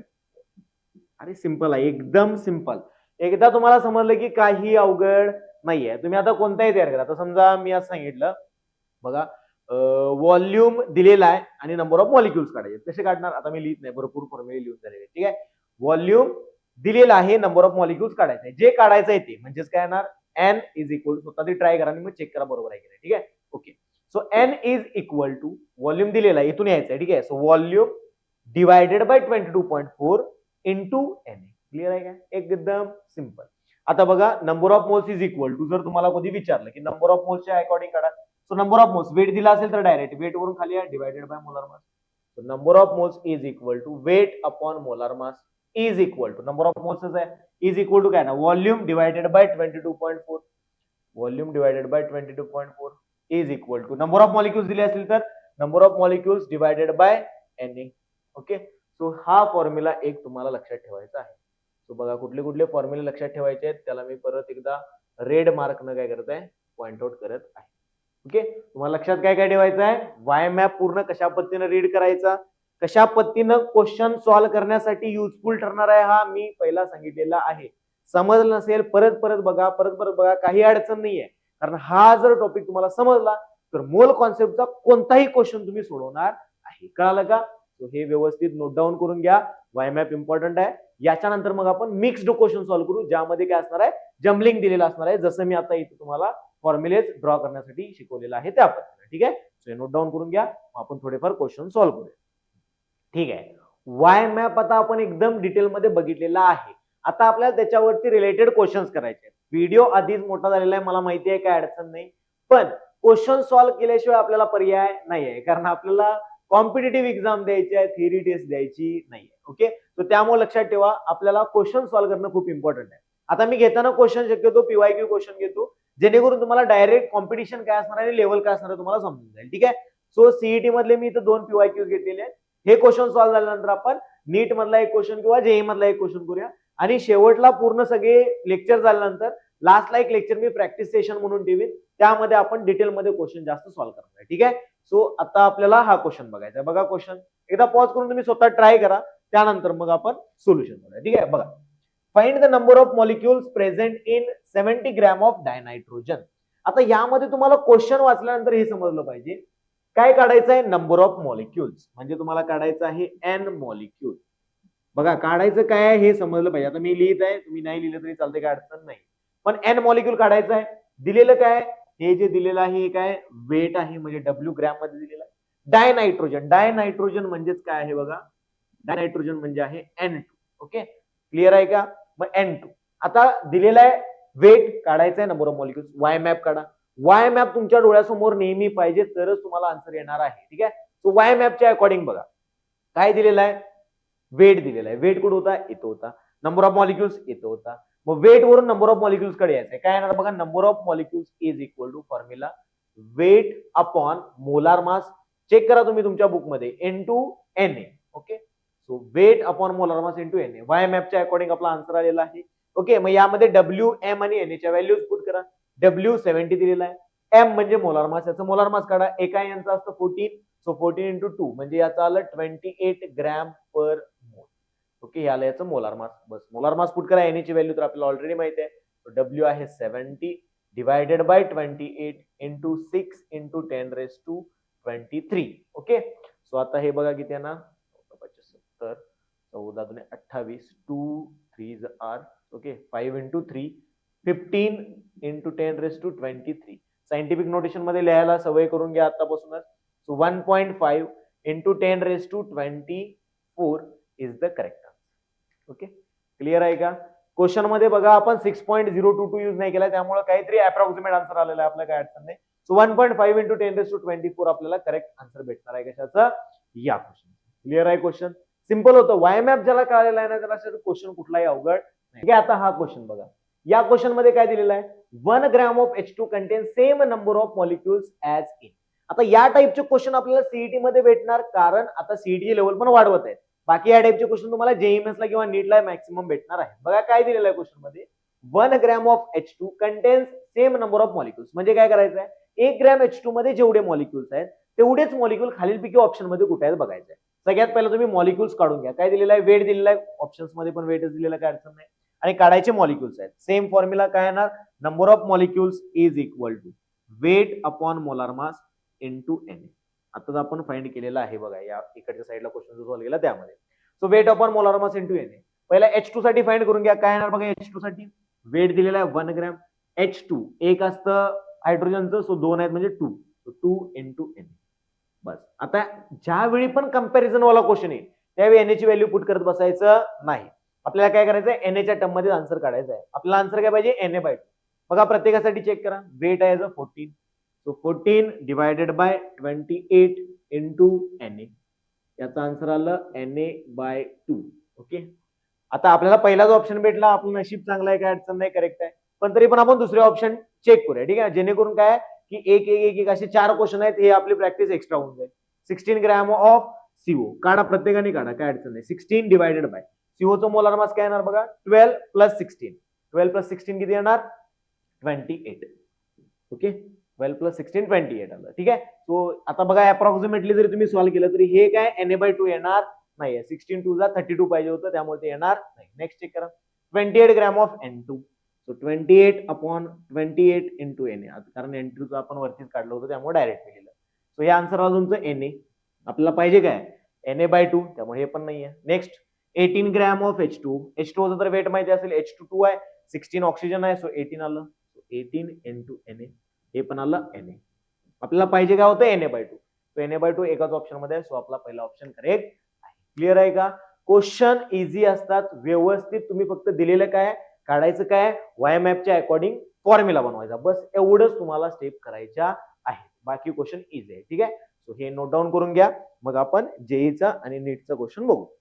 ठीक आहे, तर आता आपल्याला जेई मेनचा एक क्वेश्चन आणि नीटचा एक क्वेश्चन बघायचा आहे, ठीक आहे. सो जेई मेनच्या क्वेश्चन मध्ये बघा, लेवल बघा फक्त की सीईटी ची लेवल आणि जेई मेनची लेवल कशी आहे. कारण सीईटी मध्ये तुम्हाला जो इंडिव्हिज्युअल एक एक क्वेश्चन विचारला जातो तोच आपण बल्क मध्ये जेई मेन्स मध्ये बघणार आहे. म्हणजे हा क्वेश्चन आधी रीड करून घ्या, या साईडला जो क्वेश्चन दिसत आहे. ओके, बघा आता क्वेश्चन काय दिलाय, which of the following content same number of item. तुम्हाला ऑप्शन दिलेले आहेत ABCDE, यापैकी तुम्हाला ठरवायचं आहे की सेम नंबर ऑफ आयटम्स कुठे कुठे आहेत. आता आपण मागे बघितलं होतं सेम मॉलिक्युल, पण तो क्वेश्चन कसा होता, एक मॉलिक्युल तुम्हाला सांगितलं होतं की याच्यासारखा सेम कोणता आहे सांगा, पण इथं तसं नाही सांगितलं. तुमचं तुम्हीच ठरवा की यामध्ये सेम कोणाकोणाचा आहे. म्हणजे प्रत्येकामध्ये पण देताना बघा वेट वेगवेगळे दिलेलं आहे, काही ठिकाणी तुम्हाला काय दिलेलं आहे, व्हॉल्यूम दिलेला आहे, काही ठिकाणी नंबर ऑफ मोल्स दिलेले आहेत. म्हणजे देताना पण क्वेश्चन या पद्धतीने दिलेला आहे की सीईटीचं यामध्ये 5 क्वेश्चन कंप्लीट होतील. ओके, मग सॉल्व्ह करताना जेई मेनचे क्वेश्चन सॉल्व्ह कसे करायचे, स्टेप वाईज सिंपल, आपल्याला जशी माहिती आहे त्यानुसार सॉल्व्ह करायचं आहे. कारण जेईच्या क्वेश्चन मध्ये ऍक्युरेसी आपली जास्त असणं गरजेचं आहे आणि सीईटी मध्ये आपला स्पीड जास्त असणं गरजेचं आहे. ओके, सो दोन्ही एक्झामची आपली मेंटॅलिटी सॉल्व्ह करत असताना वेगवेगळी असणं गरजेचं आहे. नीट मध्ये काय ऍक्युरेसी पण पाहिजे आणि थोडीशी स्पीड पण पाहिजे, कारण क्वेश्चन पण त्या लेवलचे थोडेसे इझी असतात जेईच्या कम्पेअर मध्ये, आणि सीईटीच्या कम्पेअर मध्ये थोडेसे प्लस, किंवा आता सीईटीची लेवल त्या लेवलला आलेली आहे नीट. ठीक आहे, सो बघा आता क्वेश्चन सॉल्व्ह करूया. ठीक आहे, बघा इथे काय दिलेलं आहे, वेट दिलेला आहे, विचारलेलं काय, नंबर ऑफ ऍटम्स आपल्याला सेम पाहिजे. बघा नंबर ऑफ ऍटम्स काय होते, नंबर ऑफ मॉलिक्युल्स इंटू ऍटॉमिसिटी, बरोबर आहे ना, जेवढे नंबर त्या ऍटमचे प्रेझेंट आहेत ते. मग नंबर ऑफ मॉलिक्युल्स कसे काढणार सांगा, वेट वरून आपण आधीच बघितलेला आहे फॉर्म्युला. हे येणार weight upon molar mass into Na into atomicity, कारण नंबर ऑफ ऍटम्स आपल्याला काढायचे आहे. ठीक आहे, तो डायरेक्ट मी फॉर्म्युला इथं लिहित आहे. बघा पुट करा याची व्हॅल्यू. ठीक आहे, सो ए ची पहिला व्हॅल्यू लिहित आहे, कारण कन्फ्युज नको व्हायला की कुठली व्हॅल्यू आपण नेमकी लिहित आहे. ठीक आहे, सो वेटची व्हॅल्यू बघा 2 अपॉन मोलार मास काय ना 16×32, सो 32 इंटू Na इंटू ऍटॉमिसिटी, किती आयटम आहेत, 2 आयटम आहेत. ओके, सॉल्व करा. 2 16 2 8. ओके, सो आन्सर आला तुमचं Na/8. ओके, सो पहिला व्हॅल्यू आलेला आहे Na/8. दुसऱ्याचं काढा, दुसरा पण सेमच फॉर्म्युला येणार. सो बी ऑप्शनची मी इथे व्हॅल्यू लिहित आहे 4 अपॉन हे आहे 32, हे 16 2 जार 32, 32 32 किती झालं 64 इंटू 213 3 आयटम आहेत इंटू Na.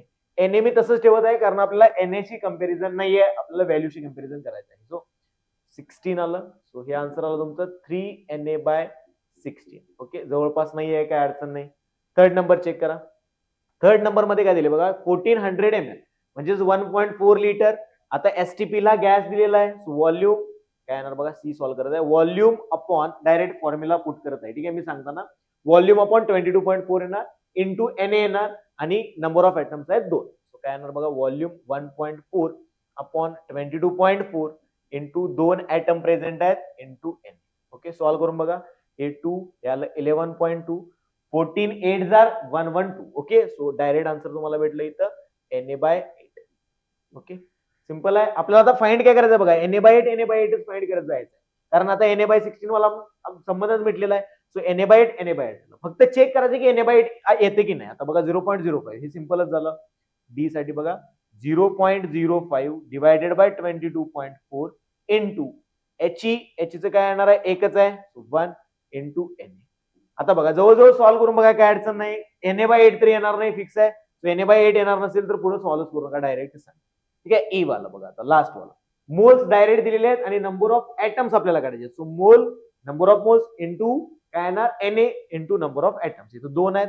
सो 0.0625 याला मी अशा पद्धतीने लिहितो 625 डिवायडेड बाय 1 1 2 3 4 40. ओके 340. ठीक आहे, इंटू Na इंटू 2 आहे. ठीक आहे, बघा नेक्स्ट 25 चा स्क्वेअर आहे. सो 25 जार 625 25 4 आर आणि ही 2 शून्य आहे. ठीक आहे, बघा फर्दर सॉल्व्ह करत आहे. 25. ठीक आहे, 25 काय होणार बघा, पहिला यांना 2 न डिवाइड केलं, हे आलं 200 आणि 25 न डिवाइड करा, 25 साठी 200. व्हेरी गुड, म्हणजे तुमचं डायरेक्ट आन्सर आलं, काय आलं याचं Na/8.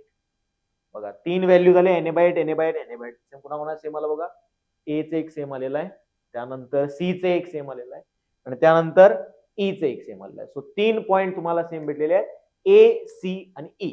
ओके, सो ऑप्शन मध्ये जिथं पण ए सी अँड ई ओनली असेल ते आपल्याला टिक मारायचं आहे. कळलं का? जेई मेनचे पण क्वेश्चन सिंपलच आहेत, फक्त थोडे लेंदी असतात किंवा काही वेळेला त्यामध्ये ट्रिक किंवा लॉजिक युज करावी लागते, त्यामुळे आपल्याला ते क्वेश्चन अवघड वाटतात. बाकी सगळे सिंपल आहेत. ओके, जेई मेनचा पण क्वेश्चन मी सॉल्व्ह करून दिलेला आहे. असं नाही की फक्त सिंपल सीईटीचे क्वेश्चन किंवा सीईटी मधले पण सिंपल क्वेश्चन सर आम्ही सॉल्व्ह करून तुम्ही इथं दाखवणार आणि आम्हाला अवघड क्वेश्चन सॉल्व्ह करायला देणार, असं नाही होणार. ठीक आहे, सगळ्या टाईपचे क्वेश्चन मी सॉल्व्ह करून घेणार आहे आणि जोपर्यंत तुमच्याकडून सॉल्व्ह होणार नाही तोपर्यंत मी तुमचा पाठलाग सोडणार नाहीये. ठीक आहे, ओके, व्हिडिओ आधीच मोठा झालाय ना, तुम्ही म्हणाल सर आणि काय भाषण द्यायला लागलं. ठीक आहे, बघा लास्ट पॉईंट म्हणजे लास्ट क्वेश्चन आहे, पॉज करा, स्वतः आधी ट्राय करा आणि त्यानंतर मग येते. ठीक आहे, बघा the number of hydrogen atom present in 5.4 gram of urea. ठीक आहे, आता तुम्हाला युरिया म्हणजे काय माहिती नसेल तर चालते, फाईन आहे, काय अडचण नाही, कारण सुरुवात आहे. तो युरियाचा तुम्हाला फॉर्म्युला असतो, मी इथं लिहून देतो. ठीक आहे, युरियाचा फॉर्म्युला, युरियाचा फॉर्म्युला आहे NH2CONH2. ठीक आहे, सो हा फॉर्म्युला तुम्हाला लक्षात ठेवायचा आहे. ठीक आहे, सो NH2CONH2 हे हळूहळू लक्षात राहतात फॉर्म्युले, लगेच लोड घेऊ नका, कारण केमिस्ट्री आता स्टार्ट झालेला आहे. तुम्ही म्हणाले की सर एकदमच तुम्ही फॉर्म्युले वगैरे द्यायला लागला, हे शेवटला क्वेश्चन्स येतात, कारण एक्झाम आपल्याला शेवटला 2 वर्षानंतर द्यायचे, तोपर्यंत हे सगळे फॉर्म्युले वगैरे एकदम तोंडपाठ होऊन जातात, त्याचं टेन्शन घेऊ नका. ठीक आहे, सो युरिया याचं जर तुम्ही मोलार मास काढलं तर याचं 14 आहे, याचं 1 आहे, याचं 12, याचं 16, परत 14 आणि 2 आलं. ठीक आहे, सगळ्याचं मी ऍडिशन केलं तर तुमचे ऍडिशन येईल 16 ग्रॅम पर मोल. ठीक आहे, जास्त वेळ वाया घालवायला नको म्हणून मी डायरेक्ट मोलार मास लिहिलेला आहे. ठीक आहे, सो वेट दिलेला आहे, नंबर ऑफ हायड्रोजन ऍटम विचारले. आता लक्ष द्या, पहिला नंबर ऑफ मॉलिक्युल्स काढून घ्या. ठीक आहे, number of molecules. So number of molecules कसे येणार, दिलेलं काय, वेट दिलेलं आहे. So weight upon molar mass into Na. आता तुम्ही म्हणाल की हे सर तुम्ही डायरेक्ट कसं काय लिहिलंय, वाय मॅप मी त्यासाठी शिकवलेला आहे.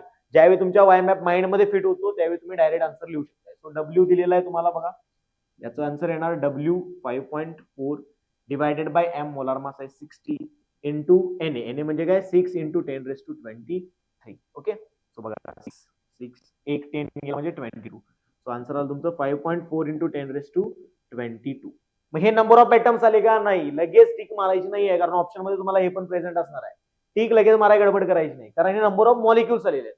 नंबर ऑफ हायड्रोजन ऍटम तुम्हाला सांगायचे. Number of H atom. So hydrogen atom is equal to काय येणार बघा, नंबर ऑफ मॉलिक्युल्स सांगितल्या पद्धतीनं, मॉलिक्युल जेवढे असतील तेवढे इंटू, कारण सगळ्यात पहिला मॉलिक्युल काढून घ्यायचे, इंटू हायड्रोजन ऍटम किती आहेत बघा, कारण काय सांगितलं होतं, number of entities in one molecule. एका मॉलिक्युल मध्ये चेक करा, इथं 2 हायड्रोजन 2 हायड्रोजन, टोटल किती हायड्रोजन झाले, 4 हायड्रोजन. म्हणून मी इथे 4 न मल्टिप्लाय करणार.